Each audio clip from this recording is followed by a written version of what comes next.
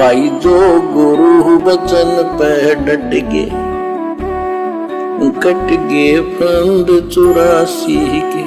पिता परमात्मा कबीर जी की असीम कृपा से बच्चों, आपका जन्म ऐसे शुभ समय में हुआ है अब के आपका असल जन्म का भी कष्ट कट जाएगा।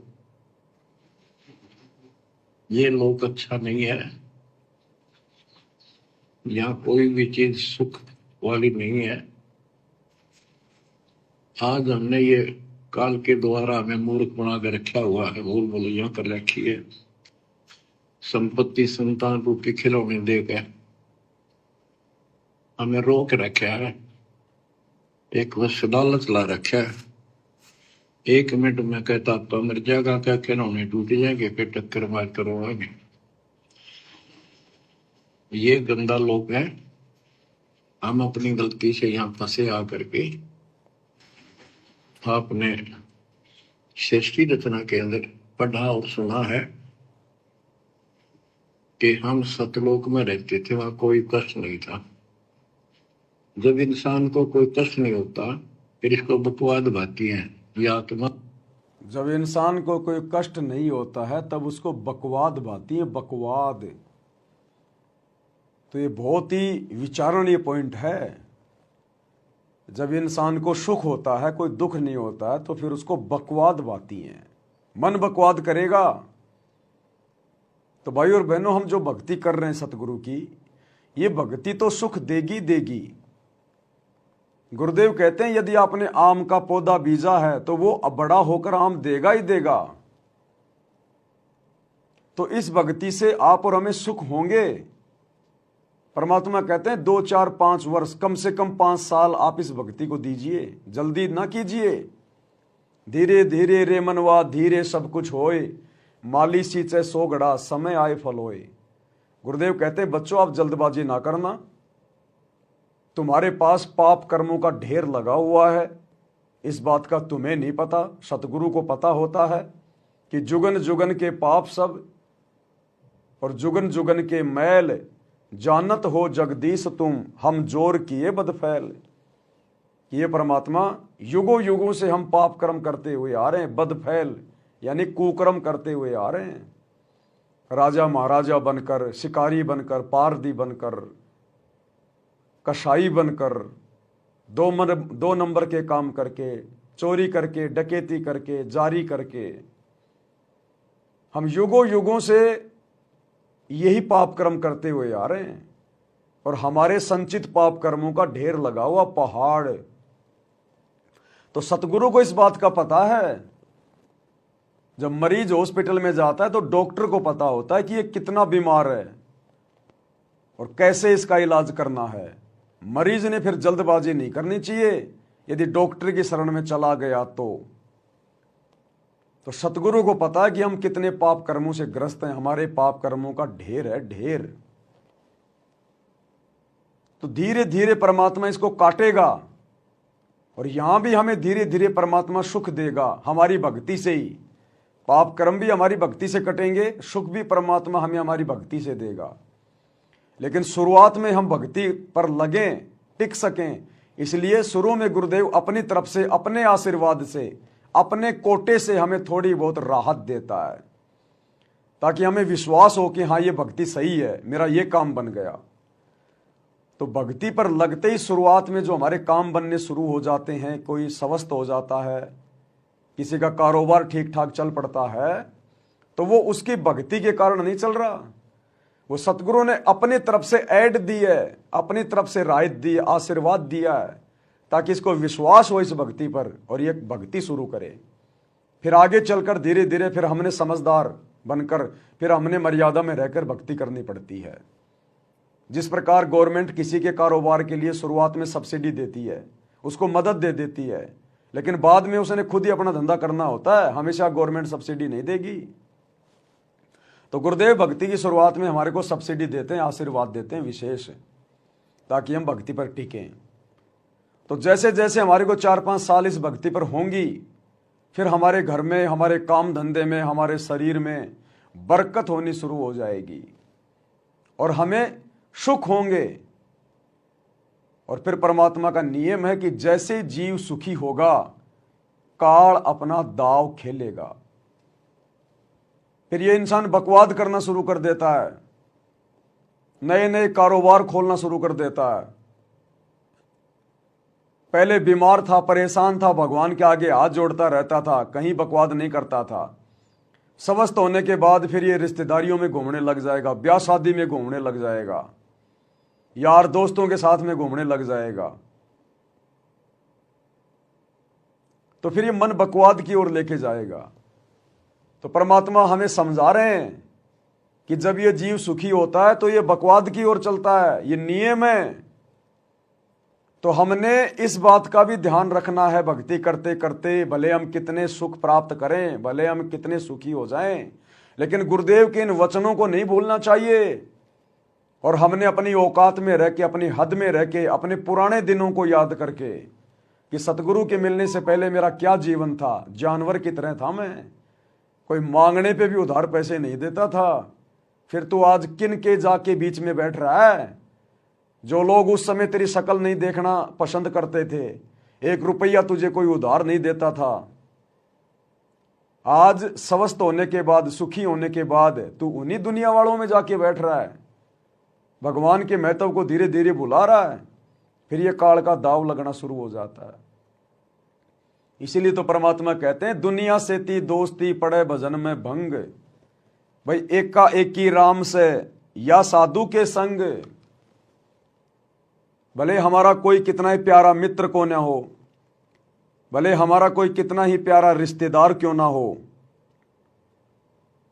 परमात्मा कहते हैं यदि आपको काम है तो जाइए, फालतू में बैठकर बकवाद ना कीजिए। गांव में कोई ताश खेल रहा है, 4 आदमी बैठ के आपस में निंदा चुगली कर रहे हैं, भगत ने उनके बीच में जाके नहीं बैठना चाहिए। वहां परमात्मा दुखी होता है, नाराज होता है। इसलिए हमने इन बातों का ध्यान रखना है और गुरुदेव के प्रत्येक वचन को आधार बनाकर भक्ति करनी है। ये सारी बातें परमात्मा हमें सत्संगों में समझा चुके हैं, जिनको हमने सीरियस लेके नहीं सुना। अब परमात्मा साथ संगति के माध्यम से एक बार रिवीजन करवा रहे हैं कि हमने किस प्रकार से अपनी भक्ति को सफल करना है। कबीरा दुनिया से ती दोस्ती होए भजन में भंगे, एका एकी राम से कैसा साधु के संगे। बिना सत्संगी के पास बैठने में भी आपको पाप लगेगा, आपका भजन भंग हो सकता है। बिना सत्संगी के पास बैठने से भी आपका भजन भंग होगा, क्योंकि जिसको सत्संग प्राप्त नहीं, जिसको गुरु प्राप्त नहीं, वो तो बकवाद करेगा, इधर उधर की बातें उठा के बताएगा। अरे आज उसके साथ ये हो गया, अरे उसने तो सत्यानाश कर दिया, अरे वो ऐसा गंदा आदमी है, और भाई क्या हालचाल है, पता नहीं दुनिया भर की बातें शुरू कर देगा। तो वो हमें विचलित कर सकता है यदि आपको ज्ञान नहीं है तो। और जिसको ज्ञान नहीं होगा वही तो जगत वालों में जाके बैठेगा। अन्यथा जो समझदार होगा, जिसको ज्ञान होगा, गुरु वचन का पता होगा, सत्संग सुने होंगे, वो जगत वालों के बीच में क्यों बैठेगा फालतू में? भगत को तो समय नहीं होता। तो मालिक कहते हैं बिना सत्संगी के पास बैठने से भी पाप लगेगा, पाप। तो भैया हम तो अपने पाप कर्म कटवाने के लिए भक्ति कर रहे हैं, पाप जमा करने के लिए थोड़ी कर रहे हैं। अभी आपने 2 दिन पहले देखा गोहाना जाट महासभा, सोनीपत की गोहाना जाट महासभा, जिसकी धर्मशाला का 5वां फ्लोर सतगुरु रामपाल जी के दोनों बेटों ने भगत समाज के ज्योति पाठ और दान के पैसों से 1 करोड़ रुपए से बनवाया। समाज के साथ यारी निभा रहे हैं। और कल उसका उद्घाटन था, वीडियो दास ने रात को बनाया था, आप लोगों के पास पहुंच गया होगा। किस प्रकार गुरुदेव के दोनों लड़के और सैकड़ों की संख्या में बड़े बड़े भगत उस जाट धर्मशाला का उद्घाटन कर रहे हैं। उद्घाटन, अरे गुरुजी ने तो हमें अपने घर का भी उद्घाटन करने के लिए मना किया है, ना करना, ना किसी से करवाना। अगर आप नई दुकान खोली है, नया मकान बनाया है, उसमें प्रवेश करो तो परमात्मा का मंगलाचरण कर दो, मालिक की ज्योत लगा दो, बस। अब वो जाट समाज के लोग, उन्होंने तो बीजेपी के नेताओं को बुलाया, इधर से संतराम पाल जी के दोनों बेटों को बुला लिया। अब बेटे अकेले थोड़ी जाएंगे, सैकड़ों भक्तों को साथ में ले लिया। और वहां पर गुरुजी के दोनों लड़के जगत वालों से अपने गले में फूलों की माला डलवा रहे हैं, अपना स्वागत करवा रहे हैं, खुद भी दूसरों के गलों में फूलों की माला डाल रहे हैं और कह रहे हैं हम 30 साल से भक्ति कर रहे हैं, 30 साल से। जबकि गुरुजी ने सतनाम के नियम नंबर 4 में स्पष्ट मना कर रखा है कि भगत ने अपने गले में ना तो माला डलवानी है, ना किसी के गले में माला डालनी है। माला डालने का मतलब है पूजा, और भगत कभी अपनी पूजा नहीं करवा सकता। लेकिन भाई और बहनों, ये लोग बिल्कुल काल की गोद में बैठे हैं, काल की गोद में। इन्हें सतगुरु से, सतगुरु की मर्यादाओं से कोई लेना देना नहीं है। ये काल के द्वारा भेजे गए जीव हैं पृथ्वी पर। तो गुरु का वचन कभी झूठ नहीं हो सकता। साध वचन पलटे नहीं, पलट जाए ब्रह्मांड। कि जब तुम्हें सुख होंगे तो फिर तुम बकवाद की ओर चलोगे। आज गुरुजी के परिवार को सुख है। इस काल के लोक में सुख कौन मानता है? जिसके पास पैसा हो, धन हो। तो संगत ने खूब ज्योति पाठ और दान दे दे के आज इनको धनी बना दिया। इन कुपात्रों के हाथों में दान दे के इनको सुखी बना दिया। अब ये कुपात्र अपने भी कर्म फोड़ रहे हैं और दान देने वाली संगत के भी कर्म फुड़वा रहे हैं। तो गुरु का वचन झूठ नहीं हो सकता, मिथ्या नहीं हो सकता भाई और बहनों। ये बहुत भयंकर षड्यंत्र है काल का। यदि हमने सतलोक चलना है तो हमने काल से मुंह फेरना पड़ेगा, काल की दुनिया से पीठ फेरनी पड़ेगी। भाई हम समर्थ के शरण में आ गए, अब हमें अपना सतगुरु किस चीज के भरोसे रहने देगा जो हम दुनिया की तरफ मुंह देख के चलें? हमें सतगुरु किस चीज के भरोसे रखेगा यदि हम भक्ति कर रहे हैं तो, जो हमें दुनिया से उम्मीद लगा के रखनी पड़ेगी? हमें अपने सतगुरु के अलावा किसी की आवश्यकता ही नहीं होनी चाहिए यहां पर। लेकिन फिर भी जानबूझकर गुरु का परिवार जगत में घुस रहा, जगत में। और एक समय परमात्मा ने बताया कि अपने से ठाड्डे के अंदर नहीं घुसना चाहिए, अपने से बड़े के अंदर कभी नहीं घुसना चाहिए। और इस काल लोक की दुनिया के हिसाब से हम भगत सबसे नीचे हैं, सबसे नीचे। यहां का एक सरपंच भी हमारे से ठाड्डा है, हमारे से ऊपर है सांसारिक दृष्टि में। इसलिए तो गुरुजी कहते हैं दुनिया से ती दोस्ती पड़े भजन में भंग। तो गुरुदेव ने बताया एक समय एक ऊंट मर गया और उसको जानवरों ने खा खा के अंदर से थोता कर दिया। ऊपर से बरसात हो गई तो एक गीदड़ था, गीदड़, वो ऊंट को खाता खाता अंदर से उसको खोखला कर लिया और उसके अंदर जाके खाने लग गया। अब बरसात हो गई, बरसात होने से ऊंट का पेट फूल गया और वो मुंह जो था वो बंद हो गया और वो गीदड़ अंदर ही रह गया। अब गीदड़ मार रहा टक्कर, अब वो द्वार खुल नहीं रहा। टट्टी पेशाब एक हो गई उसकी। बड़ी मुश्किल से घंटे 2 घंटे बाद मशक्कत करके वो बाहर निकला और निकलते ही गुरुदेव ने बताया उसने पीछे मुड़ के भी नहीं देखा, सीधा अपने कबीले में गया। और उसके यार दोस्त बोले रे कहां था, सारा दिन हो गया दिखाई नहीं दिया, कहां चला गया था? तो गिदड़ ने कहा भैया चला कहां गया था, आज एक एक्सपीरियंस तो हो गया। क्या? बोला अपने से ठाडे के अंदर कभी नहीं घुसना चाहिए, अपने से बड़े के अंदर कभी नहीं घुसना चाहिए।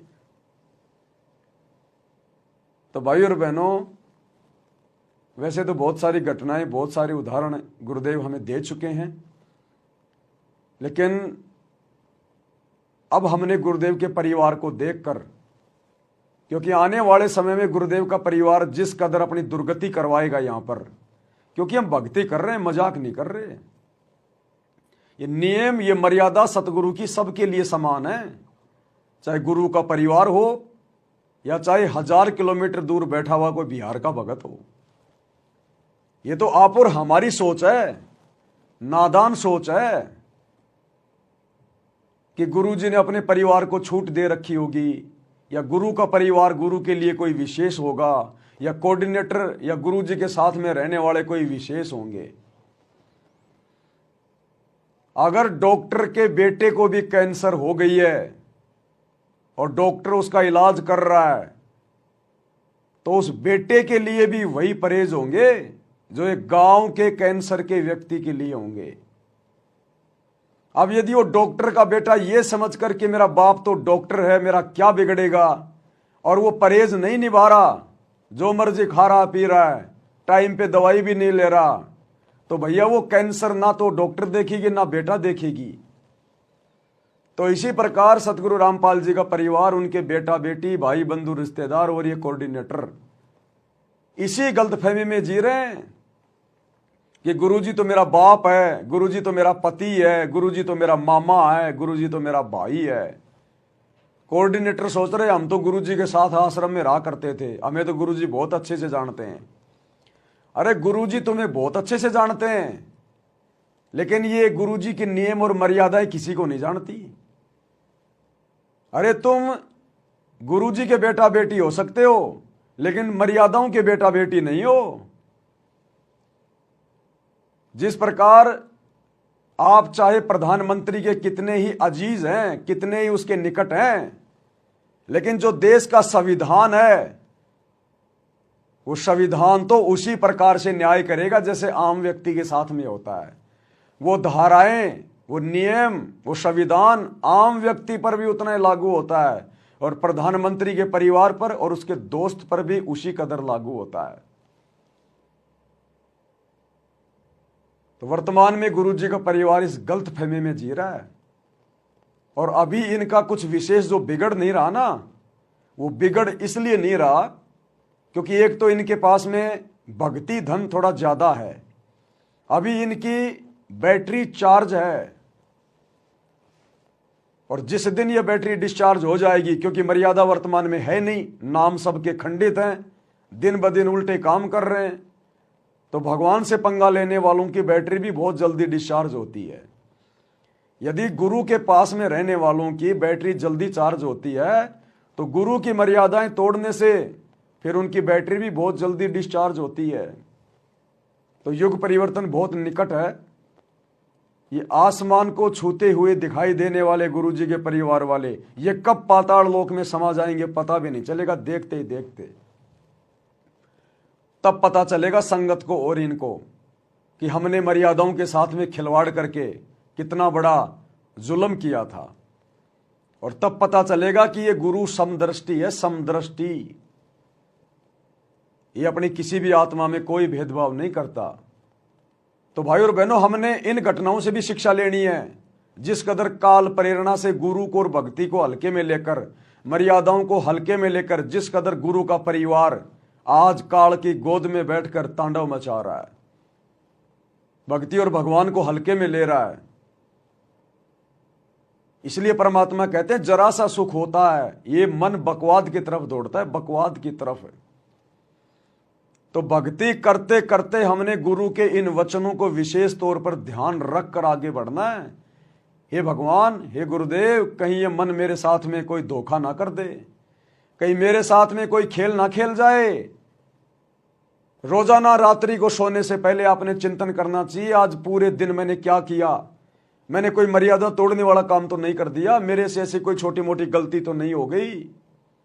एक बार हमने रात्रि को सोते सोते या सोने से पहले या बिस्तर पर लेटे लेटे 5 मिनट हमने अपने पूरे दिन की जो क्रिया है उसके ऊपर हमने चिंतन करना चाहिए कि आज मेरे से कोई स्वतंत्र कर्म तो नहीं हो गया, मेरे से कहीं कोई मर्यादा में उक चूक तो नहीं हो गई। अगर हुई है जाने अनजाने में तो परमात्मा से नाक रगड़ रगड़ के क्षमा याचना करनी चाहिए, तब हमारी भक्ति सफल होगी। जब हम अपने अतीत को देख के चलेंगे और भविष्य की चिंता रखेंगे कि हमने तो सतलोक जाना है, यहां नहीं रहना, हमने यहां पर पांव फंसा के नहीं रखना, हम सैकड़ों बार करोड़ों बार कोटि जन्म तू राजा की ना मिटी न मन की आशा। भाई सुरपति दुखिया भूपति दुखिया रंक दुखी जो है बपरीती हो। ये सारे उदाहरण गुरुदेव ने दे रखे कि यहां देवताओं के राजा भी सुखी नहीं है, खुद ये तीनों देवता भी सुखी नहीं है, तुम कैसे सुखी हो सकते हो। इसलिए भूलो मत भक्ति, मर्यादाओं को हल्के में मत लो, क्योंकि गुरु बार बार आपको दबाव दे के नहीं समझाएगा। गुरु 24 घंटे आपके पीछे नहीं लगा रहेगा। गुरुजी ने सार्वजनिक तौर पर ज्ञान दे दिया, अब उन सत्संगों को आधार बनाकर हमने आगे बढ़ना होगा। फिर तो इस प्रकार से भाई और बहनों, सतगुरु का एक एक वचन परम सत्य है कि जरा सा सुख हुआ नहीं और ये काल इस जीव को तुरंत दबोच लेगा, तुरंत। इसलिए परमात्मा कहते हैं जगत वालों के साथ में जो अनुपदेशी हैं, चाहे वो रिश्तेदार हों चाहे यार दोस्त हों, यारी दोस्ती तो भक्ति में हमने रखनी नहीं है। यदि हमारा कोई यार दोस्त भी है तो हमारा गुरु है, गुरु। अनुपदेशी व्यक्ति चाहे कोई भी हो, कितना ही प्यारा क्यों ना हो, यदि विशेष काम है तो उसके संपर्क में आइए, अपना काम कीजिए, तुरंत लौट के आइए। वो आपको बहकाने का प्रयास करेगा, अरे भाई बैठ जा, बहुत दिनों में आया, अरे बच्चों चाय बनाओ रे, तुम्हारे चाचा जी आए। बोलो भाई साहब माफी चाहता हूं, समय नहीं है, फिर कभी देखेंगे। निकल लो उसके बोलते बोलते। एक बार अगर बैठ गए तो वो तुम्हें देने वाला कुछ नहीं है। तुम्हारे मेमोरी कार्ड में उल्टी सीधी बातें भरेगा, इधर उधर की बातें, तुमसे झूठी हाँ भरवाएगा। अरे यार वो नहीं है क्या वो फलाना फलाना, अरे बड़ा निकम्मा आदमी यार वो, उसने उसके साथ ये कर दिया। आपसे झूठी हाँ भरवाएगा, आप बैठे बैठे करोगे हाँ हाँ हाँ हाँ हाँ हाँ। निंदा चुगली में हाँ मिला के परमात्मा के दोषी बनोगे, और उसके घर की चाय पी के, उसके घर का पानी पी के पाप के भागी बनोगे, क्योंकि वो अनुपदेशी है। उसके ऊपर तो 3 लोक का भार चढ़ा हुआ है, पाप कर्म है उसके। हम उसके घर का पानी पिएंगे तो भी हम उसके कर्म बंटवारे हैं, उसके घर का खाना खा लिया तो भी हम उसके पाप कर्म खा रहे हैं। इसलिए मालिक कहते हैं दुनिया से ती दोस्ती पड़े भजन में भंग, एकाएकी राम से या साधु के संग। एकाएकी राम से यानी अपने गुरुजी से लगे रहो। एकाएकी राम से मोबाइल में सत्संग चला दिए, सुन लिए, अपना काम कर रहा है, नहीं तो अपना लेट रहा है। एकाएकी राम से अपनी आरती कर ले, सुमरन कर ले, सत्संग सुन ले, कोई शब्द गा ले, या साधु के संग, या अपने किसी भगत भाई बहन के पास चला जा अगर फ्री है तो, अगर कोई आस पास में है तो, या किसी भगत भाई बहन से मोबाइल पे अपनी बातें हो गई, परमात्मा की चर्चा हो गई। तो कहते हैं भगत ने इस कदर अपने भक्ति जीवन को जीना है, सफल करना है। इसलिए परमात्मा कह रहे हैं इस वाणी में, कबीरा दुनिया से ती दोस्ती ओए भजन में भंगे, एका एकी राम से कै साधु के संगे। बिना सत्संगी के पास बैठने में भी आपको पाप लगेगा, आपका भजन भंग हो सकता है। तो इसलिए बताया, या तो अपने सत्संगी दौरा जा बैठे या फिर अपना नाम पर ला गया रहे। अगर आप किसी दूसरे के पास बैठोगे हुक्का पाड़ पे, तो जान देने का लो पी लो मेरे यार, तो कहेगा ना मन तो छोड़ दिया। क्यों क्या हो गया भाई, नाम ले लिया, ओ तुरे सोचू खा कर बिल्ली नो गया आज करण चाली। हो गई ना वो गलती। वो जगत वाले तो जबरदस्ती करेंगे। गुरुजी के दोनों लड़कों ने तो मना भी नहीं किया। जब जगत वाले उसके गले में माला डालने लगे तो गुरुजी के लड़कों ने तो मना भी नहीं किया। अगर मान लो वो मना भी करते कि नहीं नहीं भाई अब माला नहीं डलवाएंगे, क्यों? अरे हमारे गुरुजी के नियम है भाई, माला डलवाना पूजा में आता है और हम ठहरे जीव। अरे यार क्या फर्क पड़ा है, देखियो नेताजी ने माला डलवा रखी, मैंने डलवा रखी, ये सोचो ये खा के बिल्ली कहें हज करण चाली, ले ले ले जबरदस्ती डाल देंगे। लेकिन यहां तो गुरुदेव के दोनों बेटों ने मना भी नहीं किया, हंसते हंसते अपनी गर्दन नीचे कर रहे हैं कि डाल दो काल की फांसी मेरे गले में, डालो काल की फांसी। और दोनों ने डलवा ली। इसलिए गुरुजी मना करते हैं साध कि दुनिया से ती दोस्ती पड़े भजन में भंग। अब पड़ गया ना भजन में भंग। खैर इनकी तो पहले से ही सैकड़ों मर्यादा टूटी हुई है। ये तो जब से भक्ति से लगे हैं तभी से इनकी मर्यादा नहीं है। अब क्या नई मर्यादा टूटेगी? लेकिन गुरुजी के सत्संग के अनुसार ये उदाहरण है। गुरुजी का वचन गलत नहीं हो सकता। इन्होंने दुनिया से दोस्ती निभाई, जबरदस्ती जाकर वो जाटों की धर्मशाला बनवाई, अपने जाट भाइयों की। इनमें जातिवाद इतना अंदर तक समाया हुआ है। क्या मतलब था उन अनपदेशियों की धर्मशाला बनवाने का? संगत का पैसा और बर्बाद कर रहे हो तुम वहां पर। ये जबरदस्ती की यारी दोस्ती निभाई। यारी दोस्ती निभाई तो देखो कैसे फिर काल कर्म फोड़ता है। सबसे पहले तो कर्म फोड़ दिए, करोड़ों रुपया जाट धर्मशाला बनवाने में लगा दिए भक्तों का ज्योति पाठ और दान का। खुद के तो फोड़े से फोड़े, बेचारी संगत के भी फोड़ दिए, क्योंकि पैसा तो संगत का, ज्योति पाठ का। उसके बाद उसके उद्घाटन पे गए, गले में माला डलवा के अपना सम्मान करवाया, अपनी पूजा करवाई। वो गुरुजी की मर्यादा तोड़ दी। भाई और बहनों, ऐसे परमात्मा हमें सावधान करते हैं और उदाहरण आप जी देख ही रहे हो साथ साथ में। यानी 36 ताने मारेगा और फिर नो कहेगा भाई काल न तो रोटी भी छुटवाओगे तेरी। यो नारायण सत्संग देखा तो आपके मन में विक्षेप हो सकता है। 1 दिन में, 2 दिन में, 3 दिन में तो जरूर अपना रंग वो चढ़ा के मानेगा। तो इस करके उड़ा बैठे नहीं उस दौरे अपना सत्साहिब कर उठ कर चलता बना। कोई प्रेमी दौरा बैठे, प्रेमी नहीं है तो अपनी कैसेट ला ले, कैसेट भी नहीं है तो अपना नाम सुमन लाग जा, खेत में चला जा, घूमे जा, भजन करे जा, अपना डोला पर हंडे जा, वैसे बैठ के कर ले जा, डेके में धूप में कोठड़े का गए अपनी इच्छा। जो गुरु बचन पे डट के कट गए फंद 84 के, कट गए फंद 84 के, कट गए फंद 84 के।